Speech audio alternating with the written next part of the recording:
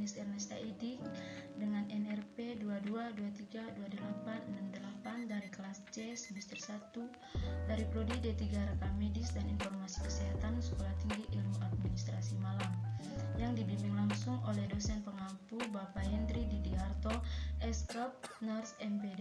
Kali ini saya akan membahas tentang anatomi sistem muskuloskeletal. Yang pertama, sistem muskuloskeletal tampak seperti pada gambar ini. Berikutnya, sistem muskuloskeletal. Muskuloskeletal terdiri dari kata yang pertama muskulo yang artinya otot, yang kedua skeletal yang artinya tulang. Muskulo atau muskular adalah jaringan otot-otot tubuh atau ilmu miologi. Yang kedua, skeletal atau osteo adalah tulang kerangka tubuh atau ilmu osteologi. Muskuloskeletal disebut juga lokomotor, dan sistem muskuloskeletal secara luas artinya penunjang bentuk tubuh dan bertanggung jawab terhadap penggerakan. Komponen utama sistem muskuloskeletal adalah jaringan ikat.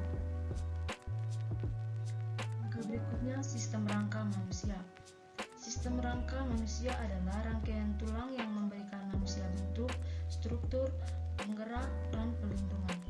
Yang kedua, rangka atau skeleton adalah susunan berbagai macam tulang yang berjumlah 206 tulang satu sama lain disambungkan dengan sendi atau joint or articulation.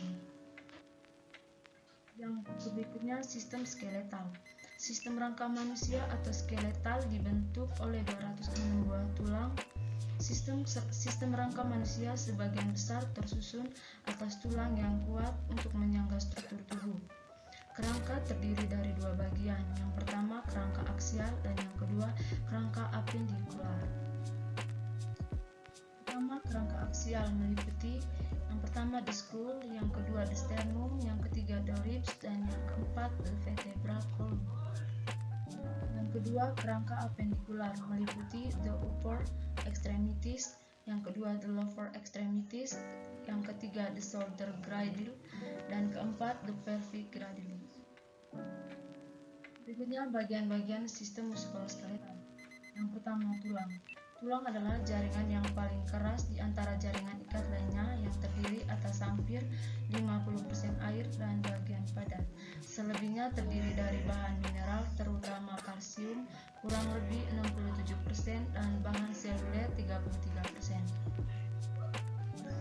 Yang berikut fungsi dari tulang ada 5. Yang pertama, mendukung jaringan tubuh dan memberikan bentuk tubuh. Yang kedua, melindungi organ tubuh atau jantung, otot, paru-paru, dan jaringan lunak. Yang ketiga, memberikan penggerakan meliputi otot berhubungan dengan kontraksi dan penggerakan. Yang keempat, membentuk sel-sel darah merah di dalam sumsum tulang atau hematopoiesis. Yang kelima, menyimpan garam-garam mineral atau kalsium, fosfor, magnesium, dan fluor. Yang kedua, kartilago atau tulang rawan. Tulang rawan terdiri dari serat-serat yang diletakkan pada gelatin kuat, tetapi fleksibel dan tidak bervaskuler. Sel-sel tulang rawan yang disebut chondroblast. Sel-sel chondroblast mengeluarkan matriks yang disebut Cordy. Berdasarkan jenis dan jumlah serat di dalam matriks, ada 3 macam tulang rawan, yaitu tulang rawan hialin, yang artinya matriks mengandung serat kolagen dijumpai di ujung tulang rusuk. Yang kedua, tulang rawan elastin, serupa dengan tulang rawan hialin tetapi lebih banyak serat elastin yang mengumpul pada dinding lakuna yang mengelilingi kondrisit di daun telinga, laring, dan epiglottis. Yang ketiga, fibrokartiologi. Matriksnya tersusun kasar dan tidak beraturan, terletak di cakram tulang belakang. Yang ketiga, ligamen.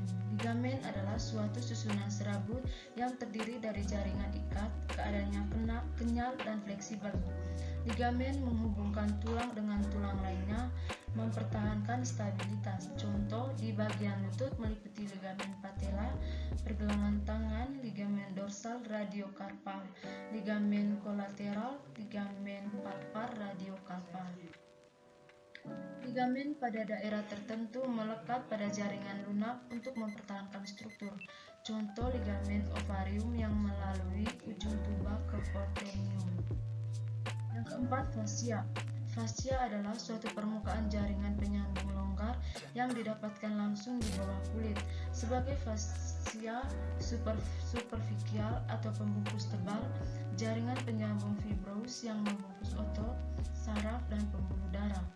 Fungsi yang pertama itu fungsi utama sebagai pembungkus, pelekat, serta pemisah antara otot-otot serta organ-organ internal. Fascia terletak di mana-mana, mulai dari tendon, ligamen, dan organ. Yang kelima, bursa. Bursa adalah kantong kecil dari jaringan ikat di suatu tempat di mana digunakan di atas bagian yang bergerak, misal antara tulang dan kulit, tulang dan tendon, otot-otot. Bursa dibatasi membran sinovial dan mengandung cairan sinovial. Fungsi sebagai bantalan di antara tulang dan tendon agar tulang, sendi, dan otot tidak bergesekan satu sama lain di saat bergerak. 6. Tendon. Ikatan jaringan fibrous yang padat yang merupakan ujung dari otot yang menempel pada tendon adalah tulang. Fungsi tendon yaitu membantu memungkinkan penggerakan tubuh yang bebas dan fleksibel seperti berlari, melompat, berjalan, mengangkat, menari, dan kegiatan fisik lainnya yang dilakukan di tendon. Selaput tendon berbentuk selubung dari jaringan ikat yang menyelubungi tendon tertentu, terutama pada pergelangan tangan dan tumit. Selubung ini bersambungan dengan membran sinovial yang menjamin pelumasan sehingga mudah bergerak, tampak pada gambar di samping. Yang ketujuh, sendi. Joint atau sendi sama dengan articulation, yang artinya tempat persambungan dua tulang. Berdasarkan jenis gerakan sendi terbagi menjadi 3 tipe. Yang pertama, sendi yang tidak dapat bergerak atau synarthrosis. Yang kedua, sendi dengan sedikit penggerakan atau apiarthrosis. Dan yang ketiga, sendi yang mampu bergerak bebas atau diarthrosis. Yang kedelapan, otot atau muscle atau muscle, jaringan yang berfungsi sebagai alat gerak aktif.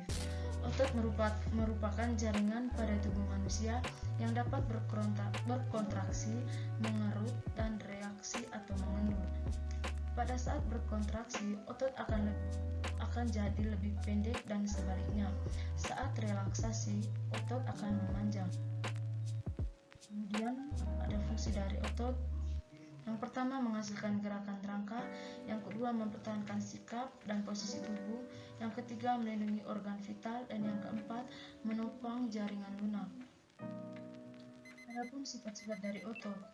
Kontralitas, kemampuan otot untuk mengadakan respon atau memendek bila dirangsang. Otot polos terdiri dari 1/6 kali. Otot rangka 1/10 kali.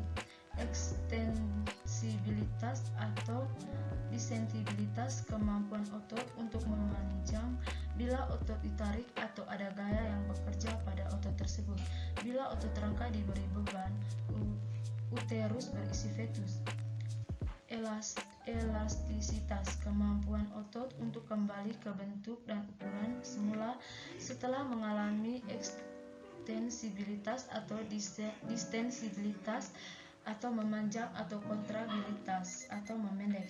Iribilitas atau ekstendibilitas yaitu kemampuan otot untuk mengadakan respon bila dirangsang. Sekian dan terima kasih. Jangan lupa like, komen, dan subscribe. See you next time.